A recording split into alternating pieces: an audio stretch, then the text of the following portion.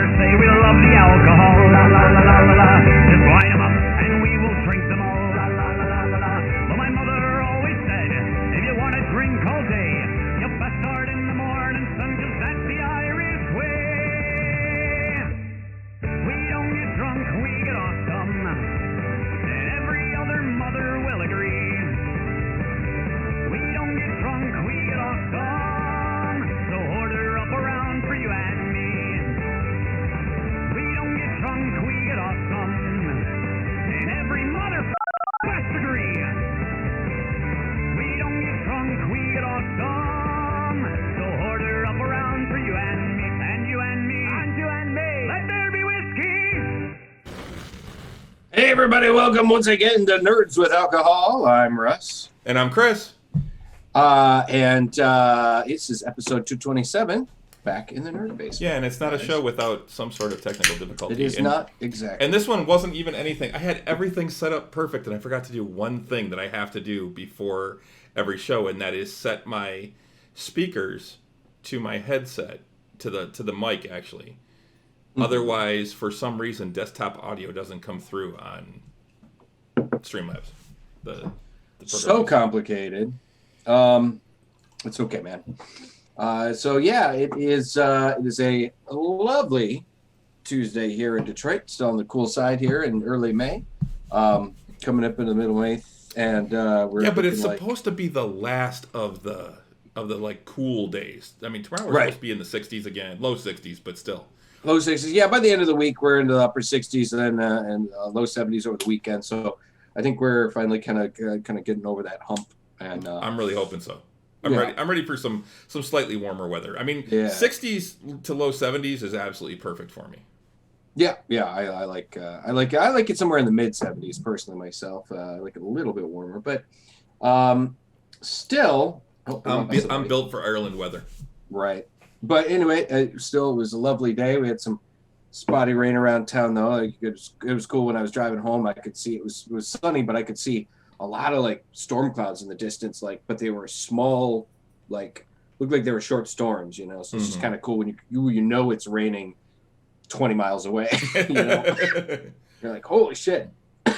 But anyways, guys, we do have a new, as you may have noticed, we do have a new kind of screen that Chris has busted his ass to put together here. It looks really great. I busted my ass. Bought it. Yeah, this was not designed by me. This was designed by somebody else. What I think is really cool too is it's kind of hard to see in the smaller screen that I have up here, but it's actually animated even underneath our names. There's like little flickers of flame and stuff like that. Oh yeah, I guess I can kind of see that. How is it going to adjust when we have like a guest or something? I will have to actually make other things for that. I have to figure out how to do that, and we'll probably just have one big screen, because we usually use Zoom for when we have guests and stuff. It'll be different when if we ever decide to go back to the actual basement and do shows again. That'll be a little different for how we set things up. Yeah, I wanted to talk. We'll have to talk some more. I wanted to talk to you about having a guest on soon. So yeah, I've got somebody that Renee has suggested that we have on too. That I don't think would be a bad choice. Cool. So, how was your week? My week was pretty good. I mean, nothing spectacular. We had our game Friday night, which was actually a lot of fun. Even ending it where we had to end it. Yeah, unfortunately, we had to end it in the middle of this kind of the beginning of a fight, a good sized. 2 rounds in. 2 rounds in, right? And we, it was one of those like, oh, this is going to take a while, and it was like 20 to midnight. And we're like, shit, this is, so we unfortunately had to end it in the, kind of in the middle there, and but it was substantial too, because we were. It's funny, we were on this pirate ship, or not pirate ship, on this boat. Private merchant vessel. Private merchant vessel, exactly. And we got attacked by these like undersea undead, basically, and I felt like I was being attacked by the crew of the Davy Jones ship. I don't remember. The Flying Dutchman. Yes, the Flying Dutchman. And because they were all like kind of, from the pictures you showed us, they were kind of like aquatic undead. And they've got like coral all over Yeah. their body. Right, like coral armor and shit like that. And so, but it was funny. They were just taking out the sailors left and right, like, slaughtering the sailors. If we get through this fight, we're going to end up being the crew of this ship. Excuse me. But inhaled that pizza a little too quickly. So, but it was a great time. It was a good kind of shift for our characters to be a shift onto a ship.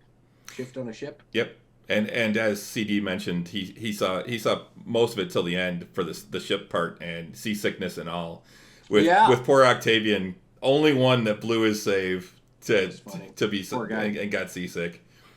Yeah, thanks for joining us that night, CD. It was great. So yeah, it was good. My week was similar, just kind of typical, just waiting for full-on production to get started, and just trying to keep myself busy doing some gaming and some drawing, and not enough drawing, honestly. And so I really need to, like, if there's anything I get addicted to, it's gaming, and I really need to like no, yeah, I need to better discipline myself, because, like, I mean, there's so many times when I come home and I sit down on the couch and I don't necessarily want to pick up my drawing pad. I just want to pick up my controller and run around the Appalachian Mountains and in the aftermath of Fallout 76, just shoot things, but or swing a sword in Skyrim or whatever else. And but I really gotta, like,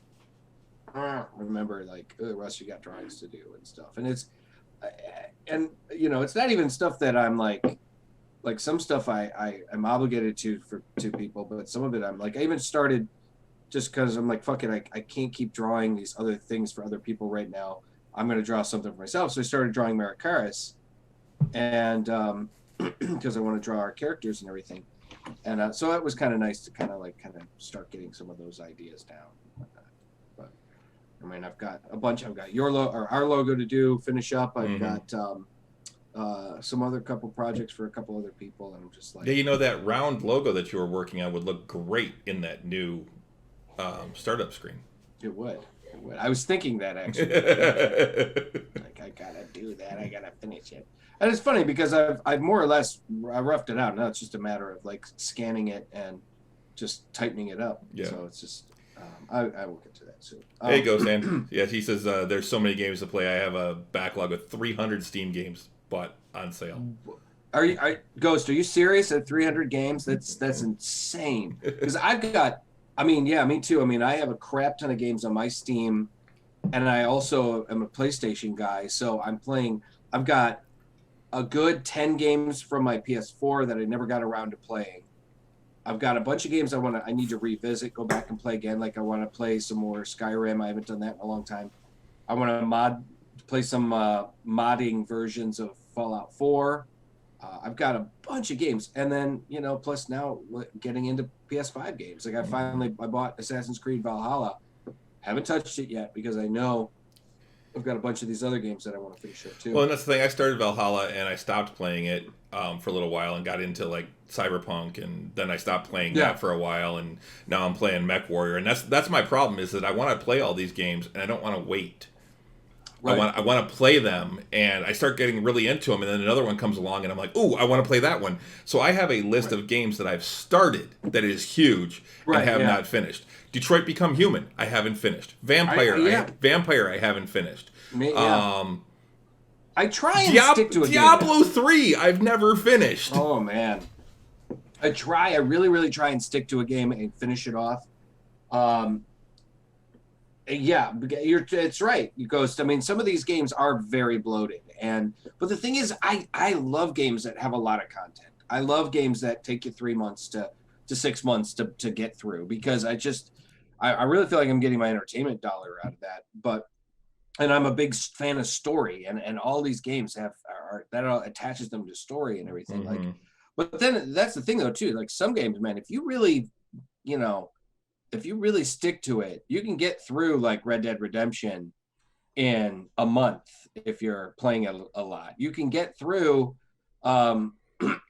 I mean, you might miss some things, but you can get through the meat of the game in a month or so. But like, yeah, side quests. There's so many side quests. Like, well, see, that's what all the other games are for me, are like little side quests. Right. I mean, I played Cyberpunk, and I got through it in about 2 months. I think solid. I don't even think it took you that long. 2 months, maybe not even, maybe. But I was playing it. I wasn't working at the time. It was the winter. I was going to say, I thought you got through it in like 5 or 6 weeks. I mean, yeah. And so it was really fast. I was amazed at how fast you got through it. I did blaze through that game, but I was playing the shit out of it, and I did every side quest. I did every single fucking thing. I did every single like little mark on the. I think I might have missed a few side quests, but I got to every mark on the map. You know, there were a few side quests I think I saw online that I was like, I don't remember that one. So yeah, I think some of them might have been specific though to your origin, to your choice of origin. So. So Ghost Hand mentioned not only side quests but side mini games. I lost so much time in Far Cry 5 finishing the mini game. Fishing mini game. Fishing mini game. Yeah. I started doing that and went fuck this and went back to the actual main game because I absolutely loved Far Cry 5. That game was incredible, and I can't wait for 6 to come out. You know, I didn't think I was going to get into it because I tend to avoid first-person shooters that are a little too... You saw me doing it, and you're like, man, that's just a little too real. Yeah. I remember you saying that several times. And, but it was like... Headshot, boom! Yeah, boom. But then I gave it a shot, and I got really entranced in the story, and because it is a cool storyline. And so I have it on my computer. I didn't get it from my my system, but I have it on my computer. And yeah, I've got so I have gotten into it. I even bought it as a package with the New Dawn, and I've been kind of picking at it. I haven't been sure about New Dawn. New Dawn kind of gets weird with like the weapons and stuff like that. Oh, I'm sure. I wasn't. It's a lot more post-apocalyptic. So yeah, and like buzzsaw guns and shit like that. Right. So I wasn't really sure I wanted to get into that one. I have a lot of RPGs like isometric top-down RPGs that I want to finish up. I want to play Shadowrun again. I got Shadowrun Returns. What is it? The Pathfinder game. Kingmaker. Kingmaker is great. I started that and I got really frustrated because I couldn't kill the goddamn spiders. They kept killing my group. It's it's hard. It's hard because they attack you as a little group, like mini little spiders, and you gotta kill them with fire. Unfortunately, it's kind of kill it with fire. That's what you do with any spider, honestly, right? Just swinging your flaming torch at them is what you're supposed to do. Yeah. But yeah, that's one of those ones. I mean, Kingmaker was a fantastic game, and it was so replayability. It had so much replayability because you could just, you could roll up a different character and play it a different way, Gwent in Witcher 3. I played, every opportunity I had to play Gwent. It's so fun. That's another one. That's another one I started that I haven't finished. Witcher 3. Witcher 3, right. I've got Pillars of Eternity and Pillars of Eternity 2. Those are Deadfire. I finally downloaded Skyrim, and I started playing it and went, eh. You need to get it. You need to get into the meat of that game. Well, I understand it was probably a great game for its time, but I'm a decade late now, and it's still aged pretty well. The graphics just aren't there. It's aged pretty well, and that's the thing though too. I mean, they upgraded it from the original, from like the PS3 to the PS4, and they got an upgrade. And it's been consistent. And honestly, if you're playing it on your computer, you can mod the living hell out of it. And I mean, there are mods on the computer for Skyrim that turn that game into a completely different games. It's incredible. So, but yeah, I mean, I've got a ton of games that I want to come back here and finish on my computer. And I even picked up the Batman Telltale games for next to nothing. I picked up the South Park games for next to nothing. Because I'll tell you, the Steam's Ghost Hand picked them up. It's going to be $2,500, and Todd will still be selling Skyrim. That's true. 500 years from now, we're going to see Todd Howard, the clones of Todd Howard, selling Skyrim. But yeah, the Steam sales are are just ridiculous. Yeah, I try to stay off of Steam when they're having sales because otherwise my library is going to wind up just too big. Yeah. Now, one of the things I do want to do more of on Steam, and it's something like what Ghost Hand mentioned, though, is look for the small indie games and give like just the weird ones and give them a try. You know, when they're only like $2-3, especially like when they're on sale. Yeah. You know, give them a try. You know, absolutely. Give these indie developers, you know, some money, and you might find a fucking hidden gem that you just love. What drives me crazy though are some of these games that say that are forever in development. You know, that never are always in the mode of like, you know, their pre-release mode or whatever, and there's just like forever in this development stage, and I'm just like, oh, for God's sake, come on, guys. You know, how about just releasing, you know, the final version of the game, please? So I've also got a couple, I've downloaded a few of these Vampire the Masquerade, like, they're kind of like a story game, not really an action game and stuff. I haven't tried them yet, but I hear they're pretty cool. There's a Werewolf the Apocalypse one too, Heart of the Forest. And then I also on Steam got Vampire the Masquerade Bloodlines in kind of preparation for playing. Yeah, you know, I never actually played Bloodlines. Oh man, it's a really good game. It was a spectacularly good game. I almost downloaded StarCraft 2 the other day. Holy because smokes. I never actually played 2. I played the hell out of the original StarCraft and fucking loved it. Yeah. But I never actually played 2. And it's one of those, I was like, at the time, I don't remember why I didn't get into it, but there was something. I think it was because you had to buy each race separately. Like if you wanted to play the Zerg, you had to buy the Zerg pack. If you wanted to play the humans, you had to buy the human pack, or the Terrans or whatever they are. And then if you wanted to play the, what's the alien race? I don't even remember them now. I can't think of their name.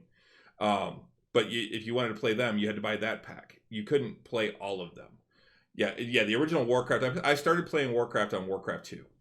And, man, I remember countless nights staying up till 3 o'clock in the morning on the phone with my cousin as we were playing a game on just like a peer-to-peer network back before you could do like internet gaming and things like that.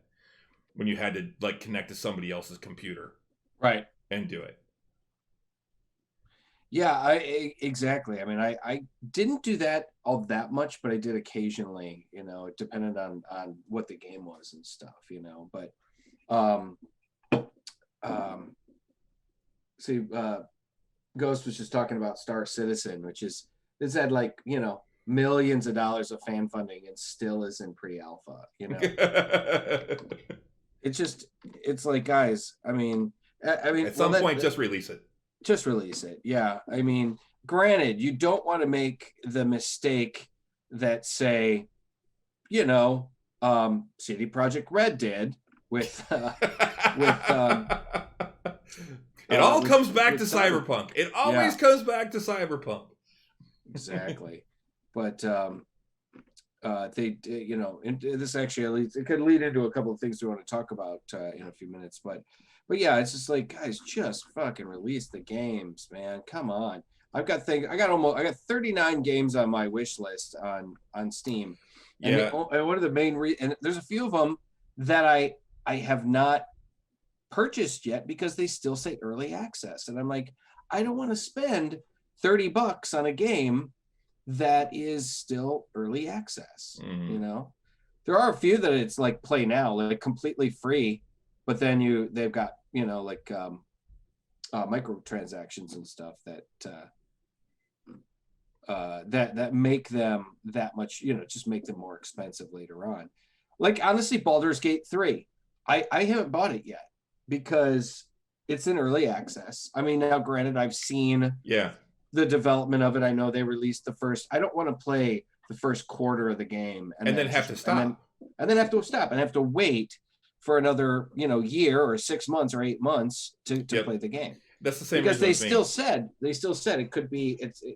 It's possible, you know, that it like the end of the year before they give me a discount to play test your game for you and tell you where the bugs are, and report bugs and do all that and do the beta stuff. Either let me play it for free in beta, or give me a discount to play it in beta. Yeah, and I will consider it. You make me pay full price, I want the full fucking game. Absolutely, absolutely. So there's like I like simulation games like Civilization and some of the other games like Man, that. I used to be so into SimCity. Oh yeah, SimCity. I love these civilization games. And there's one called Dyson Sphere Program, and it's gotten overwhelmingly positive reviews. It was released in late January. It's only $20, but it's still in early access. And I'm like, you're basically building A Dyson a Sphere. dynasty on a Dyson Sphere. And I'm just like, this looks really fucking cool. But at the same time, I'm like, it's in early access, and I just don't know if I want to like buy into a game that's in early access because like I said, they tend to be in there for a long fucking time. That was me this time. Oh, holy shit! I left my phone's in the other room charging. That's why we haven't heard mine. So.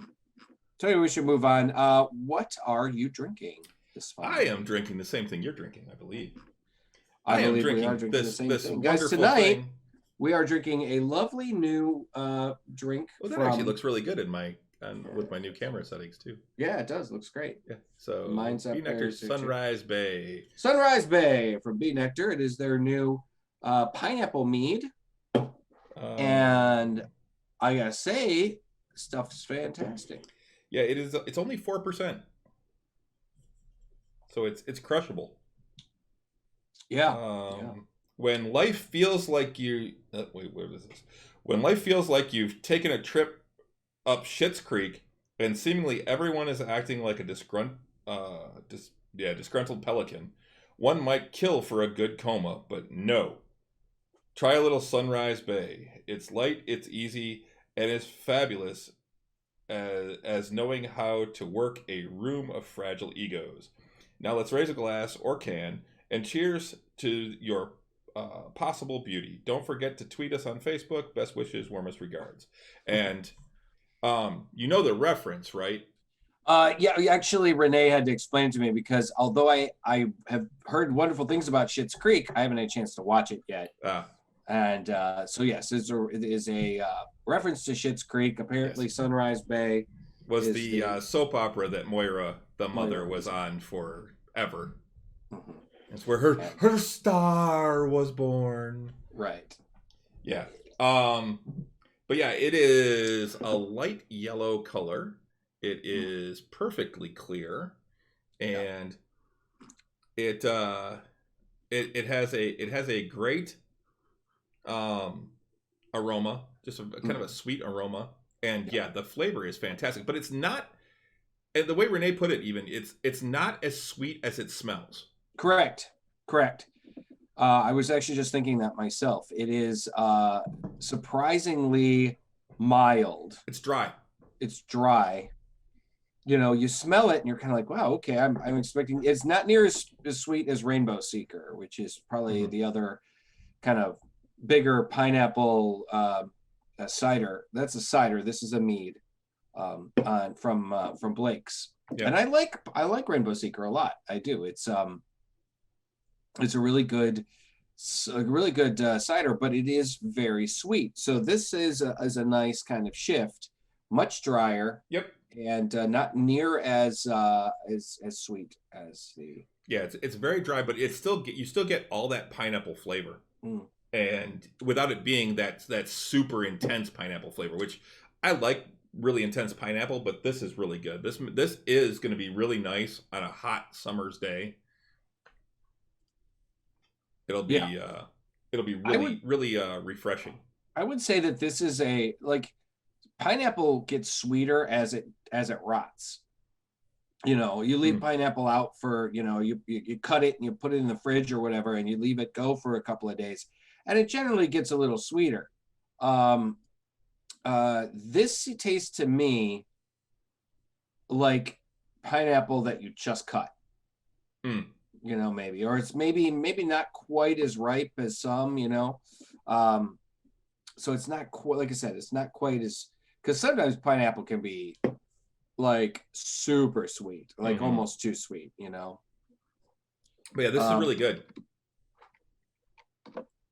So I really like it. Yeah, this is most delicious. So most delicious. there was a I actually was we went to Sel and I went to a local restaurant in the area here, Fleet, and I love Fleet. yeah, Fleet was great. You've been there, and we it's nice They, outdoor eating. Renee's been there, and was there enough that they knew what she wanted when she walked in. She just said, nice. I want my martini," and they knew exactly what she wanted in it, how she wanted it prepared, and that's cool. So yeah, we went, and we hadn't been to a restaurant in a while. You know, it's nice during the pandemic and everything. It kind of you don't get to do as much. We haven't had to do as much dining, you know, out at restaurants and whatnot. But they have a nice, beautiful outdoor area, so you can really enjoy the outdoor. Well, it's a food truck area. Restaurant, so. Well, yeah, it's a food truck. Unfortunately, they only had one food truck because I'm guessing with the way business is and stuff that some of the food trucks kind of got to go where they got to go. You know, I mean, but they've got a great kitchen. It's not a huge menu, but no, it's not. But their stuff is good. But their stuff is good. They got a really good burger. They've got some great tacos. Are they still doing sliders, or are they back to doing full size? Okay, both. Yeah. So you can get some your burgers as sliders as a bunch of sliders, or you can use one bigger burger. So anyway, they had Blake's strawberry lemonade on tap, and I gotta tell you, man, it's different on tap than it is in the cans. I'd have to say it's actually a little sweeter on tap. So it was kind of cool. It's good to have that. I like the fact that they do also carry local boozes. Like they had Schramm's Mead. They have in the past. A lot of their beers are Michigan. Right. Some of them are from other places and around the country, but they'll have Faygo. They have Faygo instead of like Pepsi and Coke. And they usually have some bee nectar. Excuse me. They usually have some bee nectar, although they didn't have any when I went this time. But they had Punk's Lemonade for quite a while. Yeah, and I've gotten Zombie Killer there before. I think I've even gotten Black Fang there and stuff. So, and you got the hiccups. So, yeah, I'm going to give this probably 4.5 bottle caps for what it is. Nice, good. I would say it's pretty solid. I'll definitely this was a gift from your lovely wife. I'll be definitely purchasing this at next opportunity. So good stuff. It should be in stores soon, I believe. So excellent. Thank you very much, Renee. Yeah, food trucks are outside. So my guess is that because business is a little, weird, and the restaurant industry is very weird. My guess is that Fleet isn't always able to have. They usually would have two or at least three. Their standard was 3. Yeah, and then their menu inside. And then the menu inside. Now it's like 1 or 2, and it seems to me like they would have 3, and then on like Fridays or Saturdays they would have a guest food truck come up too. Right. Yeah. So my guess is like some of these food trucks have been like, hey, business has been slow at Fleet. We got to go other places. So well, dude, there's a freaking Mexican restaurant right here by us that's really good, and they're insanely busy all the time. But they have a fucking taco truck outside. Yeah. Parked outside. That's a different company. Oh, really? But they just park outside, and I think they just get the overflow. People that don't want to wait inside come out, get some stuff off the truck, and then head out. They got to be getting that restaurant's got to be getting a cut. Oh, I'm sure they are. I'm betting that they actually are part owners of the food truck or something like that. But yeah, I'm like I saw it and I'm like, wait, that's not actually them. That's a different name.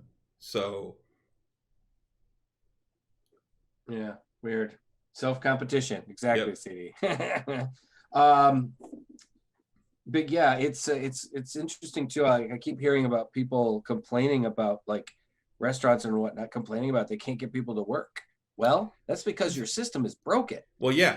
When you're paying people $3 an hour and then they have to survive on tips, I think the restaurant industry is going to have to dramatically change and shift the way they do things now. Yep. That if they want to survive. They're going to have to start paying people it's not more. just restaurants. It's everywhere. everywhere. We're seeing how broken our system is.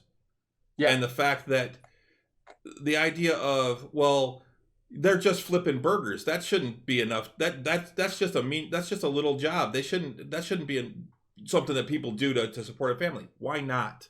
Yeah, exactly. Why the fuck not? Yeah, it's that mentality that we've had that, oh, well, you should do something better for your life or blah, blah, blah. Who cares? Who cares? If somebody wants to support themselves flipping burgers for McDonald's, then that's their decision. That's their choice. Yep. You know, they should be able to make it. The thing is once the pandemic ends and the pandemic benefits end, there are people that are going to have to be like, they're just going to be able to have to take any job that they can. And that is once again going to put the power in some of these companies' hands again. But the thing is, if they can ride it out, if a restaurant or whatever can ride it out until the end of this pandemic, when people get desperate for work again and they'll take whatever, that's what's going to happen. But there are some of these companies that can't, that are going under because it's Chipotle, I guess, I saw an article saying that, you know, they're offering anywhere from I think it's $11 to $18 an hour, with the average being $15. Mm-hmm. And they have a path. Granted, you have to be able to go through all the steps and get promoted enough to become a regional manager. But they say you can, if you do everything and you get to that point, you technically could make six figures in 3.5 years, I think is what they said. Oh. If you can become a regional manager. Yeah, if you move up. But that's not everybody's going to get there. But shit, even if they're making a, decent number in 5 figures, I mean, that's okay, for working in a restaurant and in, Chipotle isn't technically fast food, but it's not. It's fast-ish. It's fast adjacent. Yeah, exactly. It's not Chipotle. I'll tell you what, Chipotle's a lot faster than some of the Taco Bells I've been at. Fucking A right. Yeah. We actually got Chipotle last night, and we had to order, and it's weird. It's all online too. You order everything on your app. They don't even take the order if you walk in and at the counter. It's pretty wild. Yeah, but yeah, Qdoba, Chipotle. I mean, there's a couple other restaurant chains food chains that aren't exactly fast food, but they're not exactly, sit down restaurant either. I mean, yeah, you could sit and eat at a Chipotle if you wanted before the pandemic, but still, I mean, I'll tell you one thing. I really am looking forward to when we can go to a restaurant and sit down and have the food brought to you when it's still hot, because I don't care what you say. You get food from DoorDash or wherever, or Uber Eats or whatever, or you could even just go get it yourself. By the time you get it home, it's lukewarm. It's not hot anymore. I'll tell you what, it was fantastic being fully vaccinated. And granted, I know not everyone is. We're at, like, here in Michigan, I think we're at 51 or 53%. I was hearing 54 today, but I don't believe it's actually that high. But we're just over 50% of all adults vaccinated in Michigan, which is fantastic. It's a great start. But it also means that being fully vaccinated and being past the 2 weeks, I actually feel like I can go out and hang out at a restaurant now. I agree. And things like that. So Renee and I went to, it was a huge Chelsea match this week for Premier League. And I know it's the sports ball. You don't know anything about it. But anyway, it was a big match. We went up to Royal Oak Brewing, where the Motor City Blues meet, and hung out. It was fantastic. Ordered food and had it brought out and got it while it was hot. Fries were perfectly done and still hot. That's the thing I hate. I don't like cold fries, and they're 20 minutes away. So when I was ordering food from them and getting it and bringing it home, my fries were at best lukewarm when I got home. Exactly, and it drives me crazy. So it was funny, But yeah, it is like you said though. It's a huge difference. It is. So it was funny. I was looking at our viewership here. I was like, it dropped down from 6 to 2, and I was like, oh man, we got to stop talking about restaurants. We're going to piss people off. But then it jumped back up to 5. So we should probably move on. Guys, we are going to talk about a couple. We got to kind of do a bunch of quick hits. We got some other things to talk about. Yeah, no big thing this week. No big thing this week, exactly. We're going to touch on a few things. First of all, I guess I guess one of the big things that dropped was the Venom 2 trailer. Well, let's first talk about the celebrity death. Oh yeah, over over the weekend. Oh man. Tawny Kitaen of a lot of things, but probably most well known for Whitesnake. Here I Go Again video. Being the girl on the Whitesnake videos. Yep. She was in 5 of their videos. 5. Yeah, well, she was married to David Coverdale, who oh my God, they were only married for 2 years. Yeah, but they were together for longer than that. They were together for like 4 or 5, something like that. But I was reading our, I think it was Fox 2, I think, here in Detroit. I was reading their article about it when I found out that she had passed. Yeah. And they kept calling him, in like 2 places, they called him David Cloverdale. Oh, man. Or no, David Cloverfield. That's what it was. Cloverfield. I'm like, it was Coverdale, not Cloverfield. What the fuck? It's your job to get these kind of fucking details right, you know? And they, unbelievable.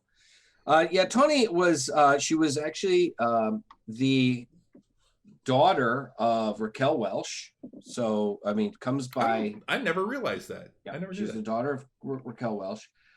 She did a bunch of things, but unfortunately, yeah, she was kind of best known for being the sexy redhead dancing on the cars. She she wound up as a B-movie queen. She did. She was in a bunch of things. I'm pulling up her her IMDb page right now.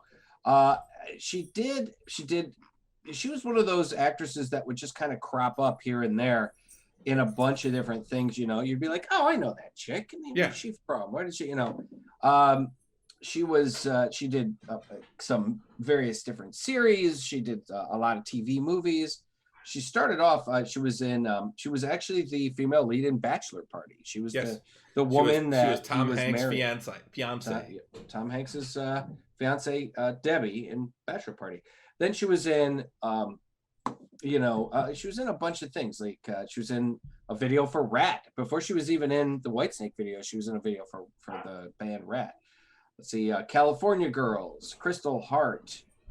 Instant Justice, Happy Hour. These are all sounds like smaller films. She was in the movie Witchboard as well. That's what I was going to say. I remember her from Witchboard. Mm-hmm.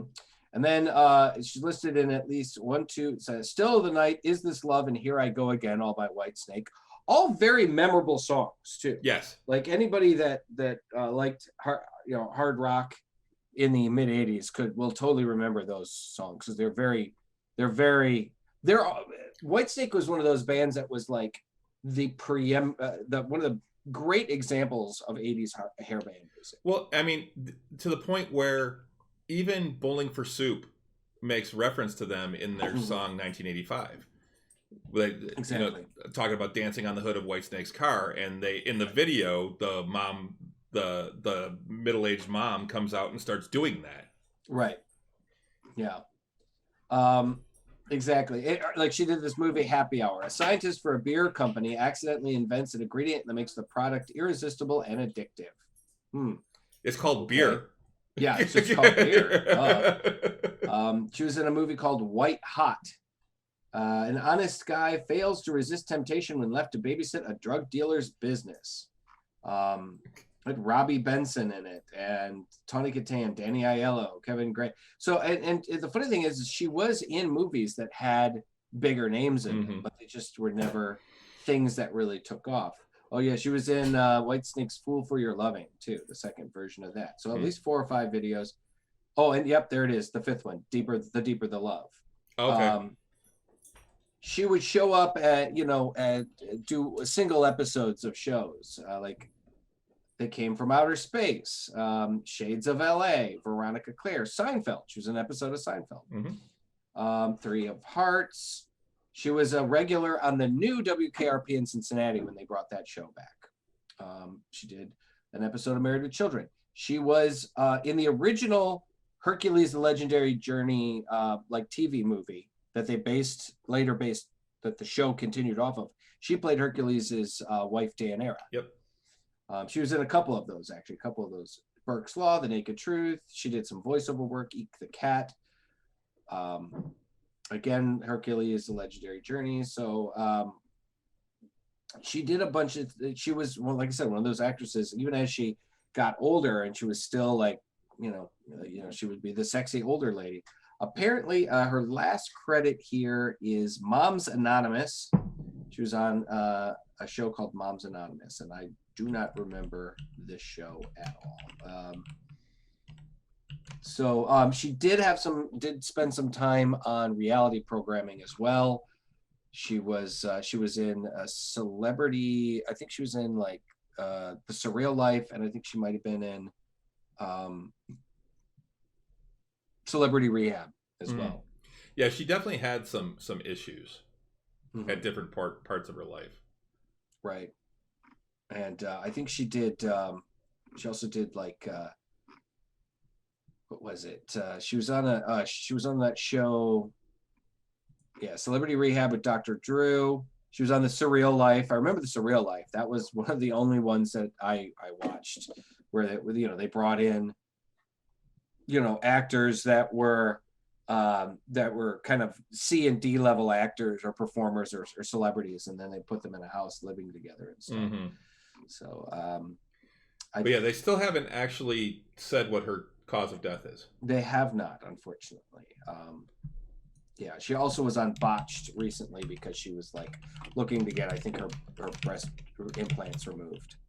So but yeah, it's sad, it's sad to see. I mean, Tawny Kitaen was one of those early kind of like, she was becoming famous when I was like kind of coming up and going through puberty and stuff. Yeah, she was one of my high school crushes.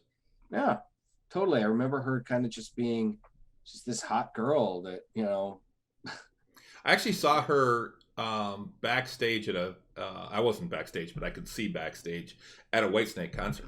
Oh yeah? Yeah. And at one point Coverdale came off the stage. We just saw her sitting back there, and we didn't realize who it was because it was all kind of dark. And the Coverdale came off stage. They were doing like the instrumental stuff so he could take a break, and you see him drinking water and toweling himself off because of the heat and everything. Sure. And he's sitting there, he's standing right in front of her, and he just goes down and kisses her, and the whole crowd on that side of the arena just went nuts because they could see it. And she just turned and waved to the crowd, and yeah, that was the thing, man. I mean, she was this iconic woman of that era of the 80s, and I'm sad that she passed, and yeah, they haven't revealed what it was that she passed away from yet. I'm guessing maybe cancer or something. I hope it's not like drugs. Yeah, because she was only 59, so right, exactly. So it just kind of sucks. So a drink, some Sunrise Bay here to Tawny Kitaen, the sex symbol of the 80s. Yep. All right. So now on to what you were going to talk about. Yeah, we saw earlier this week they released the full trailer for Venom 2, Let There Be Carnage. Yes. Holy shit. All right, so what I'm going to say first is it looks like it's going to be really entertaining. It looks like it's going to be a lot of fun. I actually liked the first Venom movie better than I expected to. Right. I actually didn't think I was going to like it much. But I think this one looks good. Yes. My issue is that they're bringing Carnage in so fast. Yeah, I agree. I'm like, Carnage is like that ultimate, get your series going, and then the last movie you bring him in, because he's that series ender type of thing. Yeah, I agree. Where the fuck do you go from Carnage? I mean, it's just. Well, it was funny. Like I was trying to explain to Stella, like, because she watched because there's the full trailer and there's also a shorter one that we caught on because the one we saw, is the full 2.5-minute trailer, and then there's a 1.5-minute one I think I saw on YouTube at one point. And I had to kind of explain to her a little bit real quick about Venom and who Carnage was, because she likes Woody Harrelson, and she's wondering, okay. And I think Woody Harrelson is a great casting for Cletus Cassidy. I think he's really, he plays crazy real well. He does crazy good. and that's what this is going to be. It's going to be all about crazy. And he plays. I think he plays crazy with an understanding that Robert Downey Jr. plays of someone who has addiction issues. yes. So I mean, there's an understanding there. Sure, exactly. I do feel like that they're bringing in Carnage is one more like a third movie kind of thing. Exactly. I really would have liked to have seen a Venom Spider-Man crossover before we see Carnage, before we see Carnage show up. In fact, I think it would have been cool to see Carnage as the villain in a Spider-Man Venom crossover, like later on down the road or whatever, because they keep saying that this is within the Spider-Man, it's in Sony Spider-Man universe. Well, what they're saying is that it's kind of like they're saying it's more like that universe adjacent. It's because they're not really doing. There's little things if you watch the trailer. There's little hints at it. One, did you catch the Stan Lee cameo? No, I missed it actually. I heard about it. When he goes into the store, there's a magazine rack right there, and there's one magazine that's flipped over, and Venom pops it back up. It's Stan Lee's picture on the cover of the magazine. That's cool. But I did like how I like that he was wearing a Detroit Lions jacket too. Yeah, it was kind of funny how they're really leaning into the whole like Odd Couple kind of buddy cop thing. Like there's the whole scene where he's standing there drinking a cup of coffee, and Venom is essentially extending tendrils out and is cooking him breakfast. Yeah. And at first it looks like he's doing a good job, but then it gets kind of nuts and he just lands on the plate with just and in the background is let's call the whole thing off. Right. And Venom's singing along with it. Yeah, and you could just see Eddie going, like, just the look on his face. It looks like he could die and he would care. Yeah, just kill me now. Just kill me now. Yep. Just kill me. And then you see him, he walks in. Hi, Mrs. Chen. She's, hi, Eddie. Hi, Venom. Yeah. Hello, Mrs. Chen. Yeah. He says hi. Yeah. So I think that's funny, even though that's really not the way the relationship that Eddie and the symbiote have. They don't. Well, they're not buddies. Yeah. Well, I also like that there's a pizza box on the wall that says the rule is you don't eat any people. Yeah, don't eat people. Yeah. You don't eat any people. I mean, I think if anything, in the comics, Eddie and Venom are partners, and they come to eventually appreciate each other, but there's never they're not pals. They're not going to tell each other their deep and dark secrets. They're just, they work together. And it's very much like a kind of a necessary kind of thing.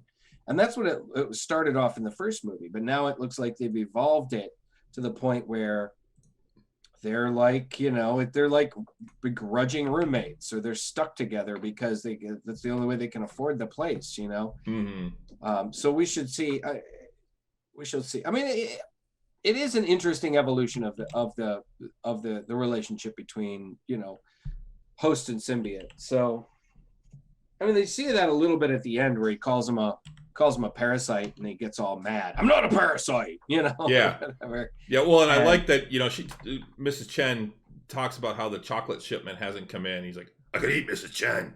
Yeah. No, you can't eat Mrs. Chen. What? Yeah. What? We had a deal, It's Yeah. like, obviously, apparently, Venom likes chocolate. I think this is going to be really cool. It's what's going to be interesting to me is how they bring in Carnage and how he becomes also a host for some kind of symbiont, because in the original story, Carnage is actually the offspring of Venom. Right. And they didn't know because they were still kind of like the 999th symbiote or something like that. I think is what it was. Wasn't that what it was for Carnage? I don't know. I don't think so. I think he was basically it came out of the Maximum Carnage storyline that they did back in the 90s, and I think it was the 90s. And yeah, it just like Venom's symbiote never revealed that.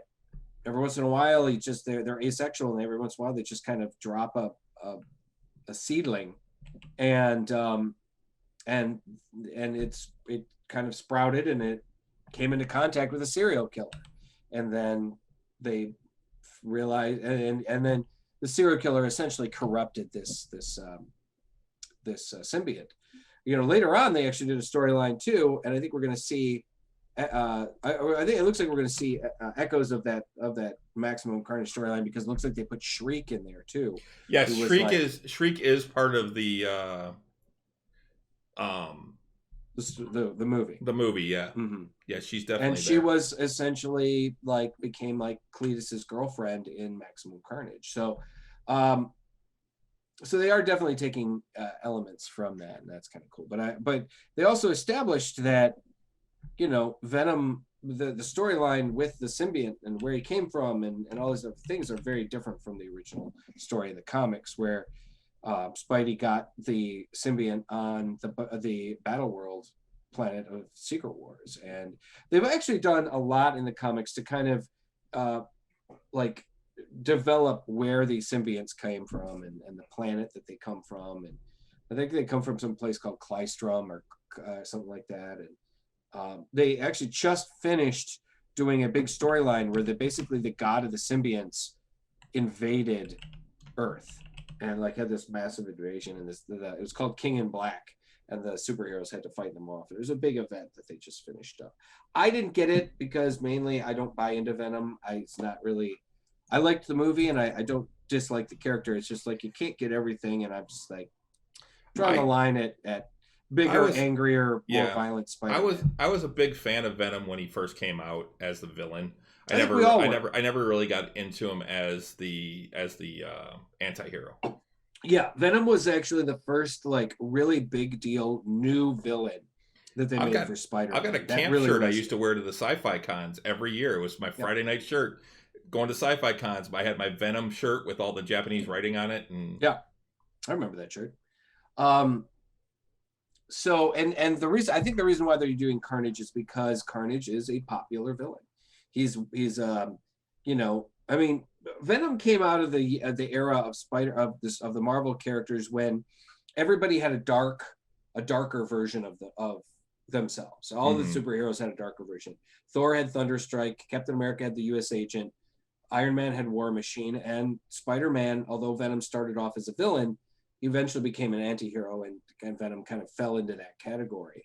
And then so when they made Venom a superhero, more of an anti-hero, they needed somebody else who was worse than Venom. Yeah. And that's how we got Carnage.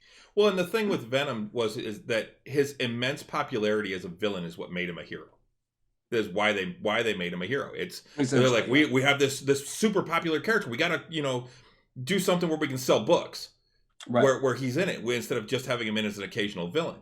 Right. But to me, the greatest part about him was seeing him show up, and he was so fucking evil.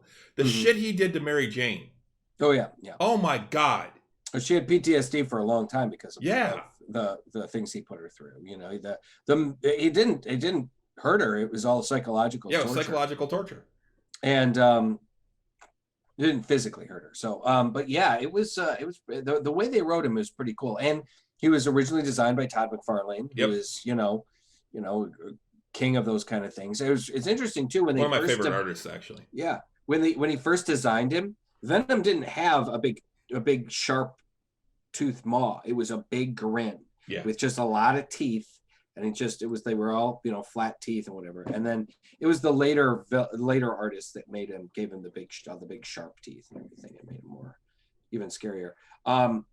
Yeah, I mean, he was a great character. He was a great kind of villainous, you know, character that utilized some really great lore from Spider-Man. And I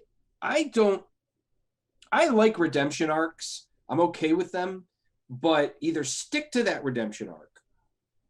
Don't keep having the villain try and redeem themselves and become like a hero or an anti-hero and then fall back again. I just hate that, because then it's another fucking climb back up, and that's okay. Are they going to be a villain? Are they going to be a hero? Fuck it. If they're going to have a redemption arc, make them stick to that redemption arc. You know, like Rogue. Rogue's Yes. a perfect example. Yes. You know, she was originally a villain. Yep. She stole her power. Stole Captain Marvel's or Carol Danvers' powers for the longest time. Carol Danvers and her mirrors. In that part, she just held on so long.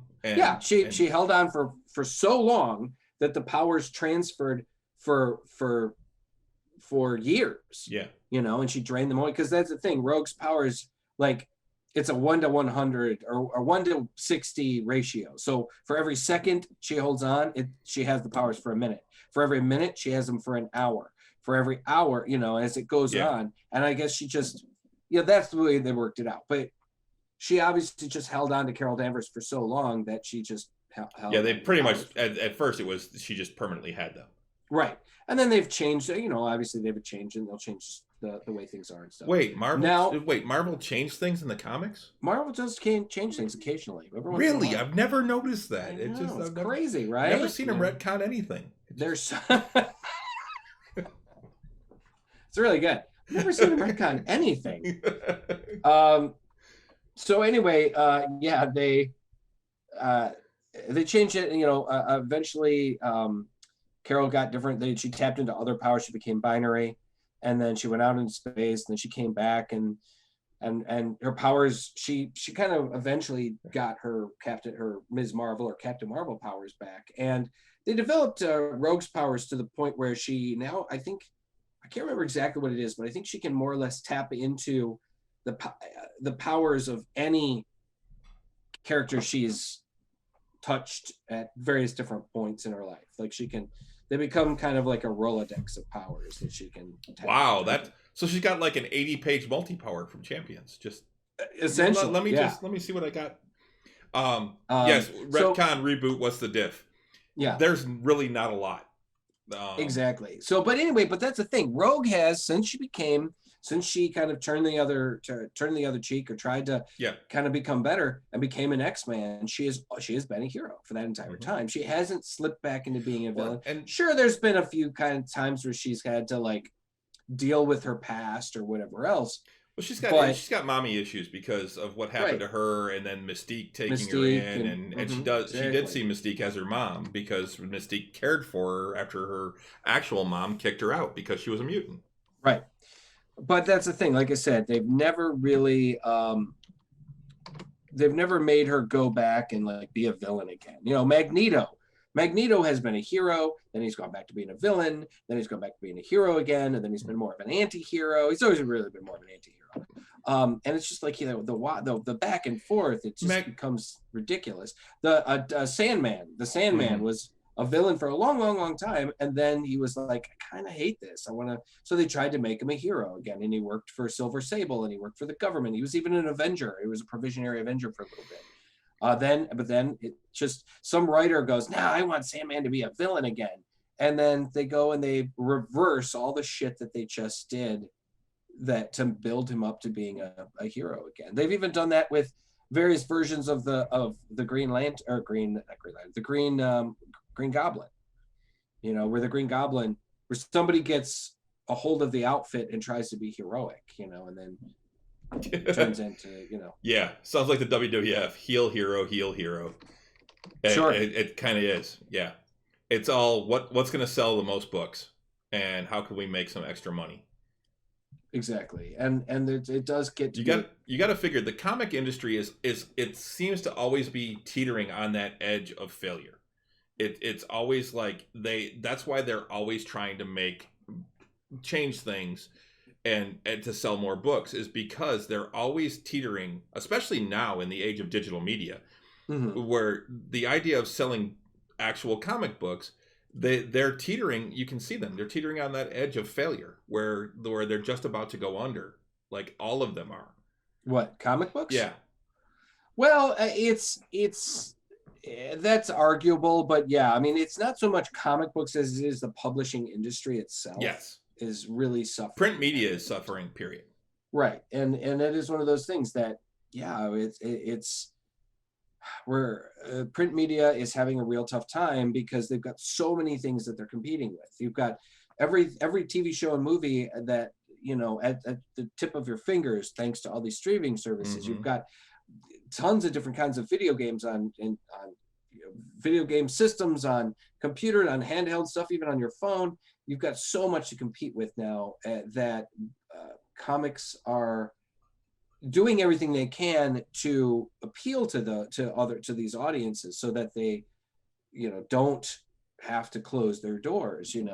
And I think we'll probably within our lifespan we'll see them stop printing comic books. We'll still see graphic storytelling, but it'll all be digital. It'll be online. It won't be, unfortunately, because I love my comic books. I love having them in my hand and reading them and stuff. So well, that the day that happens, all your comics grow in value because that's true.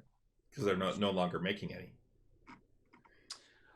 It says, I just looked it up because I was curious. Rogue can absorb the powers, energies, memories, knowledge, talents, personality, and physical abilities, whether superhuman or not, of another human being or members of some sentient alien races, though through physical contact of her skin with the skin of another person. She is not limited to absorbing superhuman abilities. For example, she has absorbed the strength, ability, and sharp reflexes of an enhanced human, such as Captain America. She can also absorb psionic abilities. In absorbing another person's memories, Rogue also gains the emotional responses connected to them for the transfer abilities to be accomplished. Rogue's skin must contact the skin of her victim. Rogue can only absorb abilities and memories from living organic beings. She can possess the powers of several superhuman persons at once. No upper limit has yet been determined for the number of superhuman beings whose powers she can maintain simultaneously, or for the amount of power that she can absorb. Rogue can even absorb gross physical characteristics from a victim. Her physical appearance does not change when she absorbs abilities and memories from a normal-looking human. The victim's abilities and memories are absorbed from a time 60 times longer than the period of time Rogue was in physical contact with the person. Those touched are rendered unconscious by contact with her, though some beings, including Juggernaut and Mojo, have resisted this effect. While for most of her life, her use of this power was involuntary, Rogue has recently gained full control over it. Power is potentially lethal. Make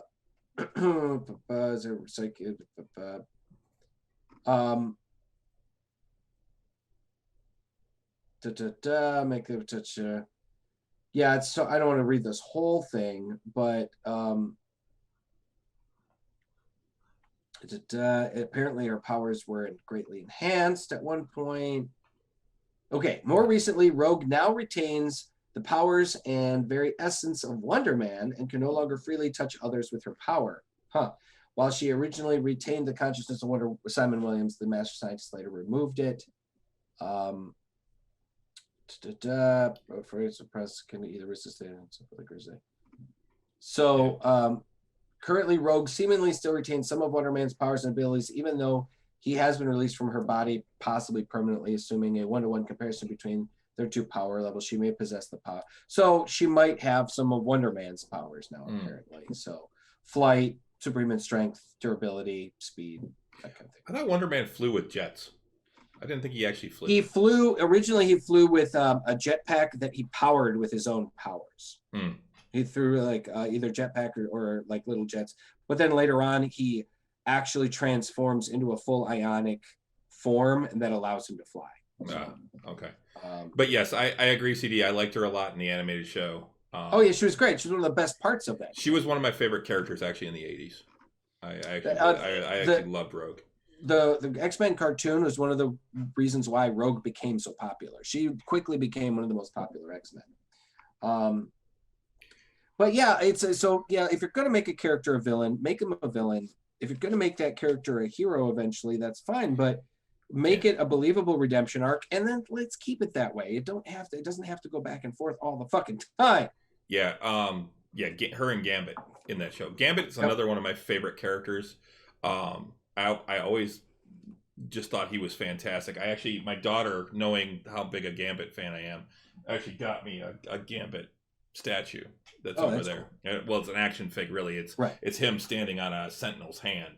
Actually, right. With it comes with the cards that he's throwing and his staff. So it's really cool. I love that thing. It was one of the things that made them popular because they were the romantic angle, and even back then, and there was a tragic romance because they couldn't touch, and even as kids, that greatly appealed to like the adult audience, but even the kids got latched onto that. It was very romantic. It was very tragic, and it was, even kids liked it.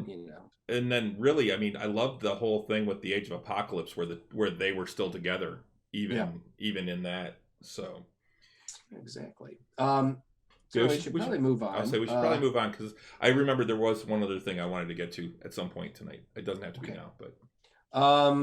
So you got caught up on Invincible. Yes, I did. I have finished season 1. I am looking forward to season 2. Absolutely. It was not, and I don't know why.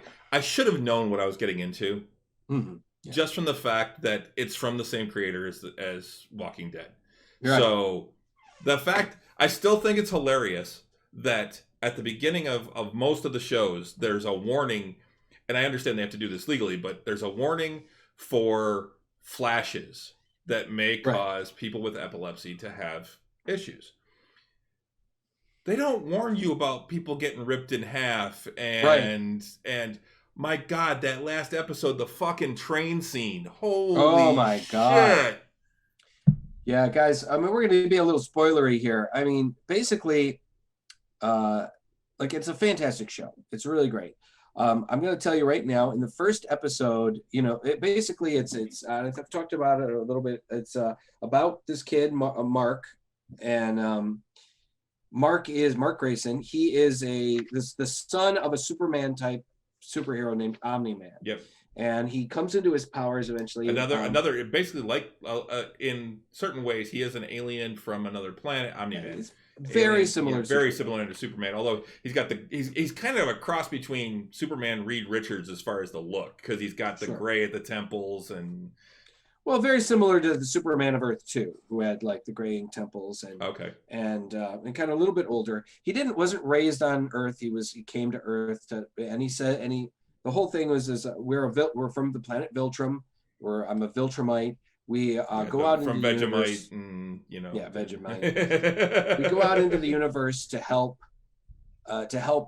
growing civilizations and to burgeon them along and whatnot. And so everybody is like, oh, okay, great. They believe him, and he works with the other he tends to work alone, but he works with the other superheroes and becomes friends with them and stuff. He's not part of the Guardians of the Globe. Right. He's not part of their version of the Justice League, but similar, and and then he tells Mark, his son, he's like, your powers are going to come in any day now, and then it's going to be, your life is going to change. And Mark wants to do is be like his father, be a superhero. So then he gets his powers, and his dad starts to train him and teach him, and he comes into his own as a superhero, and he works with the team and who later becomes. I mean, even at the end of the first episode. But that's the thing. At the end of the first episode, there's a huge twist, and this twist in the comic books you don't find out until after the end of the first year of the comics. But instead, they chose to tell you at the end of the very first episode, and you see Omni-Man murder the Guardians of the Globe. Yeah. Just show up and fucking kill them. And it is brutal. Ladies and gentlemen, let me tell you, you ain't seen shit like this in a horror movie. The Boys, if you watched The Boys on Amazon, didn't even come close to what they did put on. Yeah, it was kind of The Boys. There were some similarities and whatnot, but it was intense. It's easier to do those graphics in a comic, in a cartoon, than it is in real life, because. So anyway, it's pretty insane, and so then now the audience knows, and the audience knows that Omni-Man we're not effing around, right? So that's it. We're not fucking around. Exactly. Thank you, Steve. That's perfect. The guy, Omni-Man, now the audience knows that he is lying, that there's something that he is not telling the truth about what he is. But the world doesn't know this yet. But the world doesn't know yet. So now, because the other thing is Omni-Man gets his ass kicked. Right. He gets his butt kicked. He's in the hospital and they're treating him. Yeah, the they actually government's find treating him as the only survivor. right, and they're like, what happened here, you know? And they keep going. They also talk about how powerful Viltrumites are, and I mean, they're just like insanely powerful. And they and the government guy, Cecil Stedman, he's basically their Nick Fury, and he figures out he's kind of suspicious, and they have this guy named Damien Darkblood, who's the demon detective, and he goes and he figures it out. And so you've got the tension of trying to of waiting for them to figure out who killed the Guardians of the Globe and when they're going to figure out whether Omni-Man did it or not. And looks like our feed is buffering or something. Oh, there it goes. I'll say I'm not seeing an issue here. All right, it could have been me. So anyway, now like I said, as the season progresses, you see development with his friends, and he becomes friends with Adam Eve, and you see Mark dealing with his girlfriend and trying to have a girlfriend, Amber, and trying to be honest with her, but he doesn't want to tell her that he's a superhero, and his best friend, I can't remember his best friend's name, but his best friend and his love life and about how his best friend is gay, and they're going to go and visit this guy that he met in college, and it's all that kind of stuff. And I love how the fact that he had his best friend was gay, and there was nothing about it. In fact, I've made a bigger deal out of it than the show did. It was just a thing. Yeah. It's just a thing, and that's the way it should be. It shouldn't be like let's make a point of this or an issue of this. But it was really, really cool. And I mean, like, he finds out that his girlfriend, like a Joss Whedon show, yeah. No one can be happy. Correct. Yeah, that's true. And so Mark, he has a tough time, and at first, that's the other thing too. You're like, dude, you can fly, you can like bend steel, and nothing can hurt you, but the guy is still having girlfriend problems. Mm-hmm. They did also he takes off to Mars to escort the first humans to Mars, and has to like rush them out because the Martians attack him. But he brings his girlfriend back a Martian rock, and he's like, she's like, what, were you in the desert? And he's like, yeah. Kinda, yeah. Kinda, yeah. Don't show this to anybody that knows anything about rocks, okay? Yeah. And that's exactly what he says. And it's got this really, really, it's got a lot of heart, and it's some really, really cool stuff. And I mean, I was just like, I loved how the fact that it's a superhero story, but it's at its heart, it's a story about a guy figuring out life and figuring out his life and the life of his folks and his friends and his girlfriends and what he wants to be. And I mean, it's a really kind of a coming of age type. It is very much so. And they do advance some of the stuff. There's a storyline with Robot, this one character Robot. Everybody thinks he's just a robot, and it turns out that he's actually an automaton that's animated remotely by a horribly disfigured genius.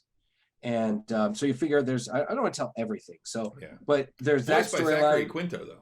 Yeah, the voice cast in this is just amazing. It's absolutely fantastic, and like the storyline that he develops, you find out more about the character of Monster Girl. All that stuff ends up happening much later in the comics. So they actually advanced a lot of that stuff. So you're finding out things like that happen like more like 20 and 30 issues in, or 40 issues in, are happening at the same time as the first season. So that was kind of interesting, the choice they made there. But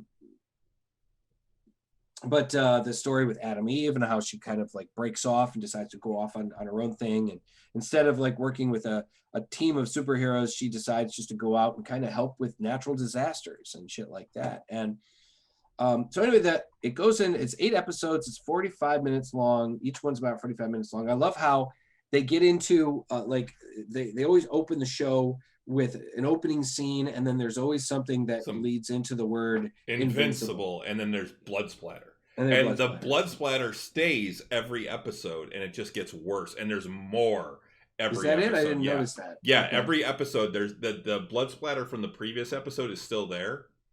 And then Okay. there's an even bigger blood splatter every single episode until the 8th episode. The last one is like completely covered in blood. Oh wow, I didn't notice that. Okay. You've got a great so then it gets all the way to episode 8 where Mark and finally finds out that his dad is not the man he thought he was. Yeah. And they have an epic level beatdown because the ranges government across the globe. Yeah, the government and the people, they figure out that pretty much the only person that could potentially stop Omni-Man is his son, is Mark. Mm-hmm.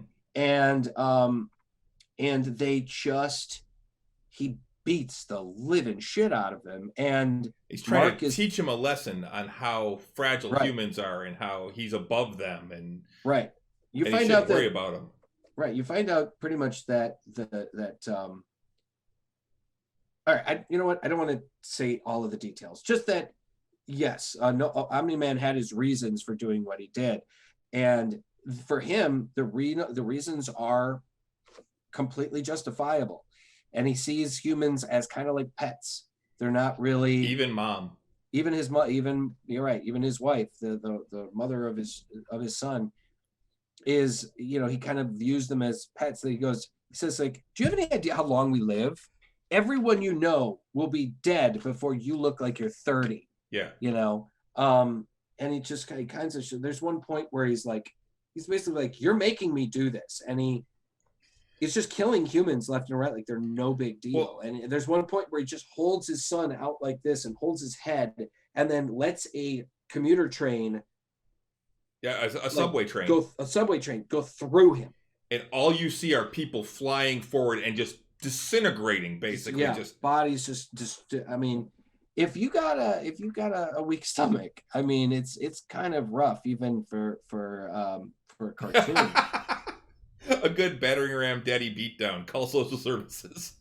Good, dude. Right on, CD. That's hilarious. Dude, yeah, the fight with Battle Beast was so brutal, and Battle Beast was voiced by Michael Dorn as well. So from Star Trek. So yeah, I'm gonna go off, like, here's the cast. You got Steven Yeun as Mark Grayson as the lead. He's known for Walking Dead and was just recently nominated for a Golden Globe and an Oscar, I believe, for his role in this new movie. Sandra Oh is Debbie Grayson, his mother. J.K. Simmons is Nolan Grayson as Omni-Man. You got Zazie Beetz as his girlfriend, Mark's girlfriend, Amber. Grey Griffin is Monster Girl. She's a very well-known voiceover actress. The cool thing is this show employs both well-known voiceover people and well-known celebrities too, or well-known like actors that are known for more live action acting. And so I like that Clancy Brown was the was Damien Darkblood. Yeah. But yeah, they brought in both ends, because there's been some complaint that the voiceover actors used to get a lot of work, and then more traditional actors started coming in and doing voiceover work. It used to be taboo for voiceover for a true actor to lower themselves to do voiceover work. Yeah, I'd say it probably or it was one of those things that when an actor did start to do it, they were at a low point in their career. Yeah, that's what it was considered. But now they do it all the time. Right. Yeah, I'd say it probably started about 30 years ago. We started to see a little more of a blending of it. One of the first ones I remember was I think it was Patrick Stewart did a Cadillac commercial. Pontiac. Was it Pontiac? Pontiac Sunbird. I remember. But yeah, I mean, but like Mark Hamill, who was known for Star Wars, of course, he did a lot of voiceover work. Yes. Like people didn't even know, because his career. He got into it. I mean, he was doing Wing Commander. Right. And those he was acting in as well. Well, like, yeah. He was. But yeah. But then he started when he got Joker and stuff like that. I mean, that was just amazing. He was the most well-known actor on that show. Yep. On Batman when he did the Joker. I mean, so you got Kevin Michael Richardson and Grey Griffin are both very well-known voiceover actors. Walton Goggins plays Cecil Stedman. You'd know him from a bunch of things. Gillian Jacobs plays Adam Eve. She was she's been done a bunch of stuff, but probably most known for Community. Zachary Quinto, of course, is Robot. Chris Diamondopoulos is Donald Ferguson, is Cecil's second in command. Chris Diamondopoulos has done a lot of voiceover work, but he's also done a lot of acting. Jason Mantzoukas is Rex Splode. Kerry Phaeton is Black Samson. Kerry Phaeton, also a very well-known voiceover guy. And Clancy Brown. Mark Hamill is in this as well. Yeah, Mark Hamill's in it. He's the tailor. But no, Kerry, he's Critical Role too. If you watch Critical Role, right, he's Shikasta. Shikasta, right? Who is one of probably the most popular secondary characters to have come in second campaign. Yeah, in second campaign, yeah. Maharaja Ali plays one of the characters. He plays Titan, and he's one of probably the better known. He's particularly one of the better known black actors in Hollywood right now. Yep. He did the Green Book. He's going to be the new Blade. I mean, the guy is. I'm looking forward to that too. Oh yeah, me too. John Hamm has a small thing in it. Seth Rogen, who is also a producer, has a small role in it too. So I mean, Seth Rogen's in the last episode, right at the end. He's in a couple of episodes. Yeah, but right at the end, he comes back. He's like, and he has that conversation with Invincible on the moon. Yeah, and it's funny too how they actually did get a number of actors a couple of the actors that were in Walking Dead have also been in this. Lauren Cohan, who was on Walking Dead, she played War Woman. Michael Cudlitz is the Red Rush. He was also on Walking Dead. Jeffrey Donovan is in this. Michael Dorn plays Battlebeast. Jamon Hunsu is the Martian Emperor. Ezra Miller is Ezra Miller. I mean, that's the Flash. Yeah. So Lenny Jones is Darkwing, and Sonequa Martin Green is the Green Ghost. These were all people that were on Walking Dead. And they're all people who got killed in the first episode. Right, exactly. The cool thing is Reginald Vell Johnson, who was the dad on Family Matters, and he was he was the cop in Die Hard. Yeah. He's the principal of the school of Mark's high school. Oh, is he? And he goes to Reginald Vell Johnson High School. They named it after him too. It was really funny. So anyway, guys, I've gushed about this show a couple of times now. It's a fantastic show, guys. I mean, has been renewed for 2 more seasons. I hope they take it longer. I hope it goes 5. I think if they do 5, they should be able to kind of hit all of the story points and the main story points. But it was just absolutely fantastic. So, you want to talk about redemption arcs? If you read the Invincible comic book, there's a number of those and a number of them in there. So, something I wanted to talk about. The Simpsons did a Star Wars, not a full episode, but like a short. Okay. I don't remember the name of it. I just happened to see it on because I went to watch the Bad Batch today, which I haven't started because I had like 45 minutes before our show, and I'm like, oh, you know what? I'll watch the first episode of the Bad Batch and see how it is. Yeah, no, the first episode of the Bad Batch is an hour and 14 fucking minutes long. It's not the second episode is 30 minutes, but the first one's an hour and 14. So I'm like, nope, fuck that. I'm not gonna watch a part of it because I'm gonna want to watch the whole thing and I don't have time. So I was kind of flipping through what else was on there, and I saw, because it's Disney Plus, I saw The Simpsons on there, and I'm like, what the hell is that? And it shows like, it's a Star Wars thing with Maggie, and it's basically Maggie goes to Jabba the Hutt's preschool for Jedi or something like that. Oh my god! And it's hilarious. There's all these different references. Marge brings her in, and they're walking through, and there's like a little Chewbacca. There's a little Wookiee there screaming in the classroom, and I saw some writing on the board, and it's written in the Imperial script.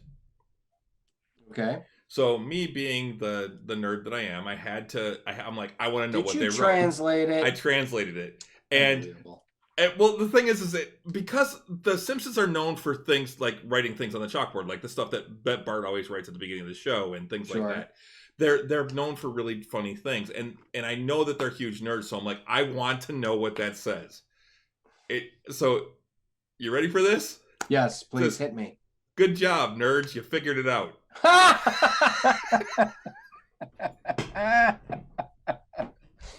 You motherfucker! That's funny as shit. Oh my god! Congratulations, nerds! You figured it out. Good job, nerds! You figured it out. So anyway, so they keep going through, and they're doing all these things. Like at one point, there's a Taruga. That's one of the which is what if you don't know, it's or Turguda. Anyway, it's what Ahsoka is. It basically looks like Ahsoka grown up as one of the ones taking care of things. And there's this one kid that is I think is crying or misbehaving. She just grabs him, puts him over, and sticks him in this ball pit, and you see the steam come out, and she pulls him out, and he's in carbonite now. And then she winds up hanging him on the wall. It's the timeout wall. Nice. That's funny. But they go through this whole thing, and and she meets like BB, and she's looking for her pacifier, and she winds up having this fight with a Darth Maul type character, and at one point she goes to beat him by like snipping the edges of his diaper off, and it starts to fall, and he grabs it, but then he uses the Force to pull this bookcase down on top of her, and it crushes, and BB comes over, and he's like all beat up, and she had put her bow on his antenna, and he's like and crying, and all of a sudden they flash to, and it shows like Disney stock, and it's like as they kill her off, and then she rises up, and she's got these big Yoda ears. Oh man. And stuff, and then they go into this whole thing, and I actually snapped this because I wanted to remember it. It's the Star Wars rules, and there's 4 of them. Okay. 1, beloved characters never really die. Okay. 2, no handrails. You ever notice in Star Wars there's like no handrails on anything? On big like things where you can fall to your death, there's no handrails. There are no OSHA regulations in Star Wars. What the fuck? You never noticed that? I guess I'm sure I did. I just never really thought about it. Now go back and watch, especially like Empire, when they're in the Death Star, or when Jedi, whether Return of the Jedi, where they're in the Death Star and stuff.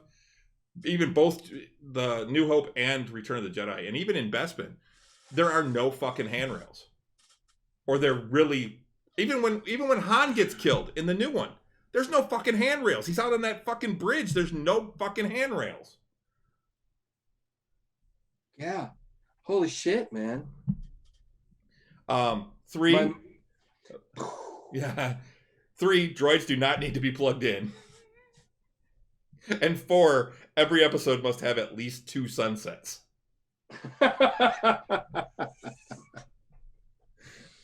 All right. Yeah.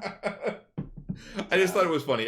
Anyway, if you have Disney Plus, take a look at it. I'm going to see if I can find the name of it real quick here. Because it is actually it was really fucking funny. Yes, okay, here it is. Maggie Simpson in The Force Awakens from its nap. Oh man. Yeah, if you have Disney Plus, check it out. It's only 3 minutes long, 3 minutes and some change. It's fucking hilarious if you're a Star Wars fan. But yeah, so that's what I wanted to do. It was mostly also me translating it, and it's a good job, nerds. You figured it out. That's really funny, yeah. So before we sign off, I got a couple of quick hits here, some stuff that's going off here. So there is a couple of years ago, back in 2017, I think it was, Ubisoft first announced at E3 back in 2017 that they had a game, a pirate, an open, an open game called Skull and Bones. It's a pirate game, similar to Skyrim and whatever else, completely open game, and it was in development. And originally they were saying that it was they were saying probably 20. And that obviously didn't happen. Now they're saying it's pegged for release between 22 and 23. So probably late to mid 22 before we're going to see this game again. It's in this, people have been chomping at this. They've shown there's some art that we've seen. There's been some initial stuff.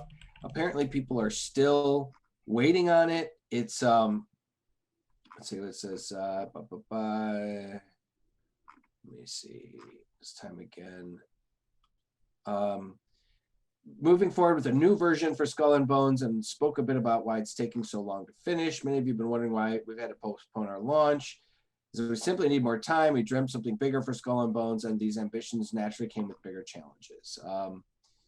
So unfortunately, potentially one of the largest, biggest deal pirate games to come out, pirate RPGs, open-ended RPGs to come out, has been delayed until next year. So, I mean, Ubisoft.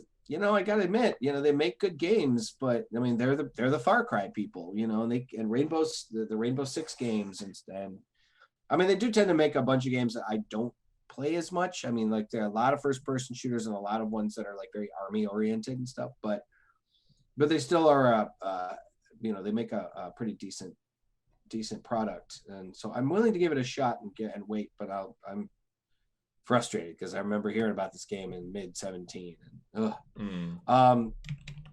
Days of Play 21 starts up next week on the PlayStation. So if you are a PlayStation 5 or PlayStation 4 person, you're gonna want to check that out. Complete challenges with the community to win prizes in Sony's fan celebration event.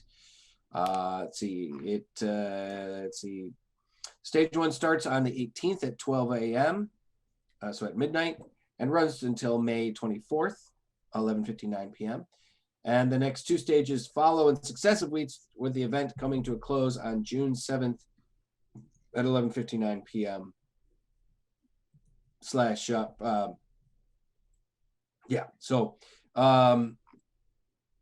It says it's returning once again, giving PS4 and PS5 players a chance to unlock exclusive themes and avatar items by participating in community challenges. During each stage of the State of Play, gamers will be tasked with a series of community goals that can be split into 3 categories: playing PS4, PS5 games, earning trophies, and bonus goals. The first 2 are pretty self-explanatory. The community must play as many PS4 or 5 games as possible during the week. Each PS4 or 5 game must be played for at least 1 hour during the week to be counted. So, it could be cool, particularly if you're looking to, expand your avatar and whatnot collection in there. But it can be, it's built to build community as well. The Red Sonja movie they've cast. It looks like a Red Sonja. Hannah John Kamen will star in the Sword and Sorcery remake. She was, you will remember her as Ghost in the second Ant-Man film. Mm-hmm.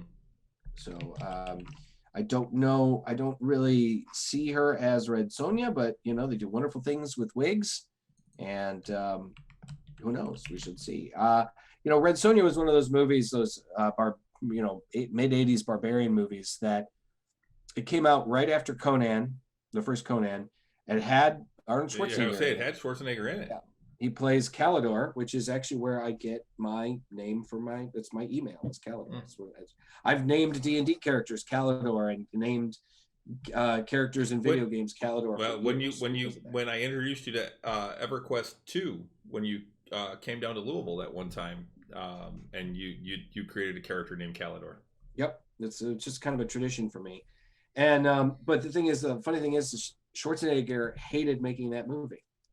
He was like kind of contractually obligated to be in it, and because it was made by the same people who made Conan. So, yep. And it starred Brigitte Nielsen. It didn't do very well, but I still remember it fondly because I don't know, I just loved it. Yeah, I love those kind of movies, so I enjoyed it. But they are remaking it, and it should be interesting to see how they do it, because this could be. I mean, if this was made in the 90s or whatnot, it would probably be extremely inappropriate.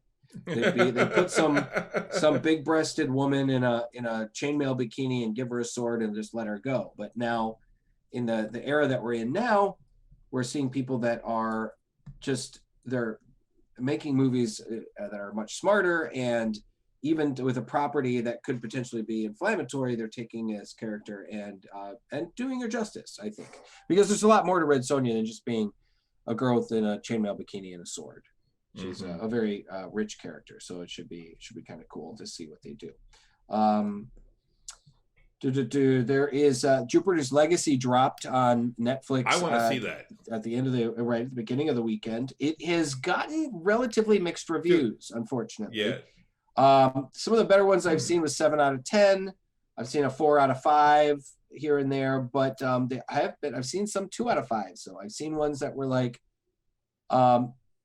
critical in that they spent too much. Well, let's just see here.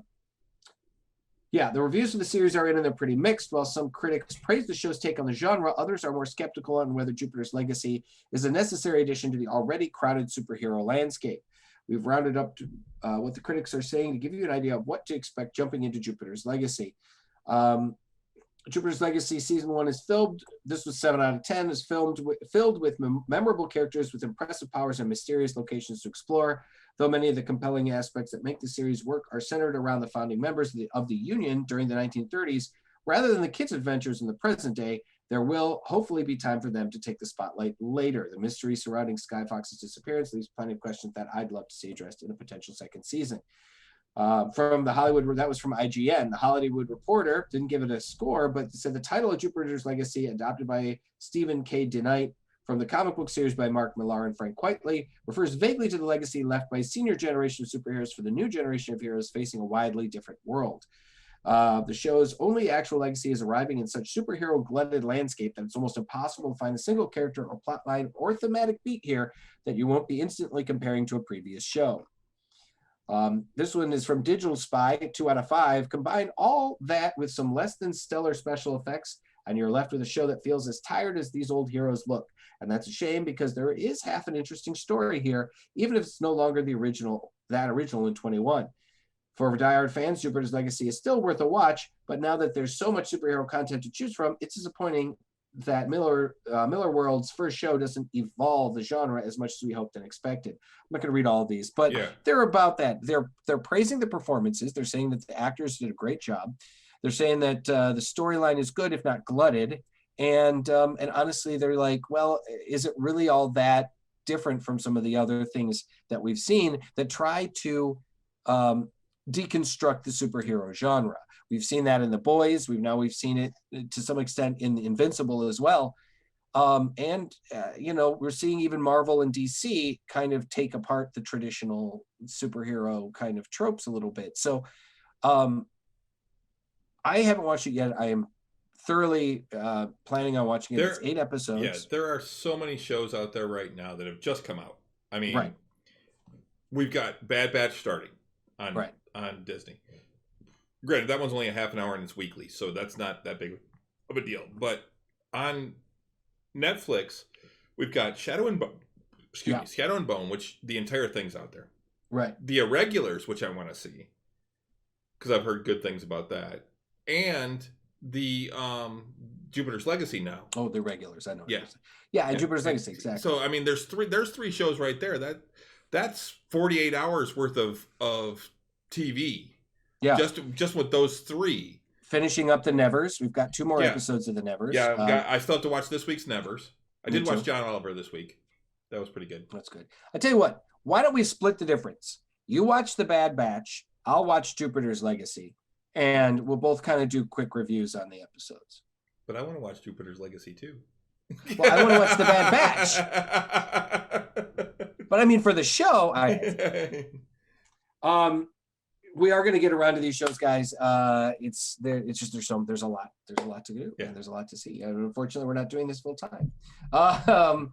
Could you imagine? Wouldn't that be awesome? All we had to do Yeah. was just watch movies and TV, and you gotta appreciate Which, by the way, critics' jobs. you know, that's a great segue into some of the new stuff that we've got. You guys will notice that, and I actually I didn't want to bring this up really, but I'm sure that you noticed that we do have a donate button now. If it is by no means ever expected. Please don't think that we're looking for you guys to give us anything. All we want is you guys hanging out with us. But if you can, it'll help the show. It'll help offset some of the costs, but never expected. But that's right there on our Twitch page. But Exactly. yes, it would be awesome if we could do this full time. If I could do nerd shit all the time and just sit and stream all day long, and or even a couple hours every day, that would be fantastic. That's the dream, man.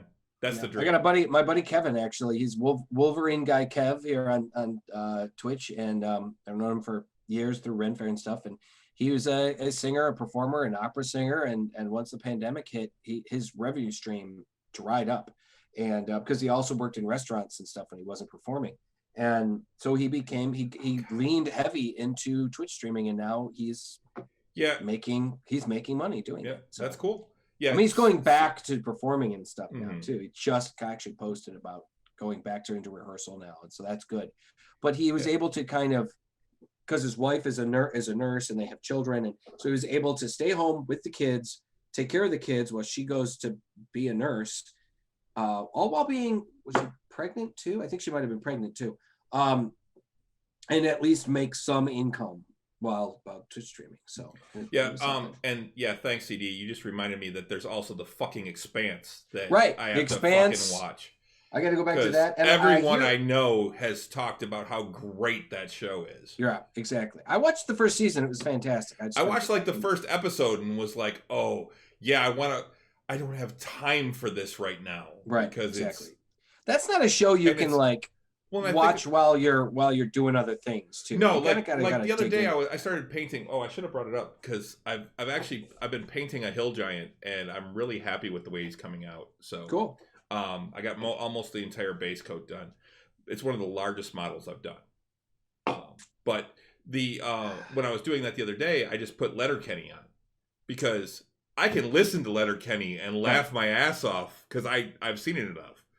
But in all honesty, there's not as much physical comedy and it's all dialogue. It's all dialogue. It's almost all dialogue in that. There's funny things happen in the show, like when you see them when they're fighting sometimes, or different things, or sometimes the way the characters look are funny. But for the most part, it's all dialogue. Damn it, Katie, put some clothes on. Not my forte.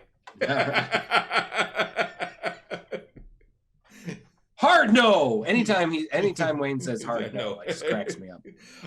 Which actually, speaking of Letterkenny, last night, so I had a change late last night, and a couple of the guys came in, younger guys, and I made a Letterkenny reference, and one of them actually responded with another reference. Nice. And I'm like, man, I love Letterkenny. He's like, dude, I just finished. Oh, thank you, honey. He's like, I just finished season 9 last night. And I'm like, oh, that's awesome. And the other guy's like, the fuck are you guys talking about? And so we actually educated him on Letterkenny because we just sat there, just kept quoting it over and over. And then he pulled up a scene from the last season, and it was hilarious. But yeah, so Renee brought him up. There you go. Yeah, it's looking good. But yeah, I'm actually pretty happy with him so far. Honestly, painting the big ones, for a little advice for anybody that wants to get into painting miniatures, don't start with the little guys. Like pick up a couple of the bigger like miniatures, lack of a better term, like hill giants or ogres or dragons or whatever, and paint those first. Get your feet wet in that with that technique and learning how to paint those things first, and then get into the little guys. Yeah, I mean, I've done a bunch of little ones. This is like I said, this is like the biggest one I've done. Right. And to be honest, what I'm really looking forward to the most, and it's actually one of the things that I get frustrated with a lot on like some of the smaller models, is the like highlights and accents and stuff like that. But with this guy, because he's so big, I'm really looking forward to that because I can do so much with it. Right. Well, it's, the devil's in the details, and highlights, shadows, those are the details. Yep. And that's what really, ultimately, those are what really bring out the character. Yeah, so with him, I've still got the hair to do, and then I got to do like all the buckles and a couple of little like the teeth that he's got hanging on his thing, and then the base. But other than that, and then I can start getting into the fancier stuff. So yeah, CD. I don't have Apple TV, and I just can't. Yeah, I can't get another fucking streaming service. I can't give Apple money. I just don't like them. Me neither. But I have heard Mythic Quest is really cool show. It's I think it's about a show about people that work on a video game like Warcraft, like World of Warcraft. They're the guys that are developing a video game or work on a game, and it's supposed to be really funny. So one of the guys from It's Always Sunny in Philadelphia is on it. It's supposed to be really good. I'd love to catch it, but I just can't pay for one more. I've got like 6. I just can't get another one. Chris, we should probably wrap things up. I was just going to say, we should probably start wrapping things up. Okay. Guys, thanks for joining us tonight. We are, as you can see, at a follower goal of 39. It would be great if we could get up to that. Oh yeah, that was one of the other things I was going to say. I put that on there, so we have our follower goal. So if anyone follows, we're going to actually get a notification in the middle of the screen. Same thing with donations. We get a notification in the middle of the screen, and then the latest follower will go over in the name. If it works right, it'll automatically update. Yeah. It's funny because it actually says, if we look on our page, it says 40 followers, but the follower goal since 39. Yeah, and that should auto update. I mean, even when I was playing around with it, and I could do like simulate followers, it actually was going up when I was playing with it on the screen. So okay, so yeah, guys, if we're 10 away from that magic 50 number, that'd be really great. Tell all your friends about us. We'd love to hear from you. We love the interaction on the chat. It's not always as easy for us to type in, responses, but if we see it, we try and respond as we're talking. In the show. Yep. But be sure to join us every Tuesday night here at Drinking Nerds on Twitch here at 8:00. Every other Friday, not this coming Friday, but the next Friday of this time, we have our Tavern Nights show where we play D&D, a bunch of nerdy people sitting around a table and playing Dungeons and Dragons. And then every opposite Monday of that, we have our Tavern Nights talk, Tavern Talk, where we talk about the show and the previous gaming show. So this week it'll be me playing Mech Warrior on Friday night, most likely. Yes. And then the following Monday, so a week from yesterday, will be Tavern Talk. And then a week from this Friday will be the new Tavern Nights. Exactly. Like I said, one of these days I got to have you over, see if you can help me figure out things and set things up so where I can do some Twitch streaming as well. So it's not just you carrying our channel with your other stuff. The thing is a lot of the games that I play, I don't know if people want to watch me play them because they're not, I don't know. I mean, I guess I do play some first person shooters and some more action heavy games and stuff, but well, I just started getting into actual battle Mech Warrior 5. I just got that, and that's actually a lot of fun. That's much more of what I'm used to for Mech Warrior. It's more of a resource management and as well as fighting game. Right, exactly. Yeah, sorry, Andy. Hopefully you can catch the rest of the show next week. Remember, you can catch it on YouTube. I should have it up. I'm hoping to have it up on YouTube by Friday. So. So yeah, guys, remember you can catch us on all the places you can find quality podcasting. Guys, we are on iTunes, we're on the Google Play Store, we're on iHeartRadio, radio.com or iHeartRadio, radio.com, Stitcher. There's one more. All those. And you can download and stream all of our episodes at nerdswithalcoholshow.com. Yes, it also replays on Twitch. So it will be up on Twitch as soon as we're done, and it'll be up there for at least a week. Yeah. I think if we hit 50 followers, then it's up there for 2 weeks. So that'd be great. That would be awesome. So yeah, you can also remember you can follow us on most of the social medias. We are on Facebook, Nerds with Alcohol Show. We are on Twitter at Drinking Nerds, as it says underneath Russ over there. We're on YouTube, Drinking Nerds, although I just changed that to Drinking Nerds today. It was Nerds with Alcohol. We've been actually saying it wrong. I didn't realize that. And then if you're on, we're on Instagram, Drinking Nerds, and if you're on Untapped, the beer drinking app, you can just search for Drinking Nerds, send us a friend request, and we will get you added. If you want to follow me on Twitter, my Twitter handle is right there below my name. It's the Detroit Beer Guy. So I'm not on the tweets. You don't do the Twattertons? No, but I am on Instagram at Top Hat Russ on Instagram, and we do have an Instagram for Drinking Nerds. Yep. So, all right. Well, I think that's gonna about do it. That ought to do it. All right. Until next time. Until next time. Sláinte. Sláinte. Oh, That was a pretty good one. that's a nice one. All right. Have a good week, everybody. Good night.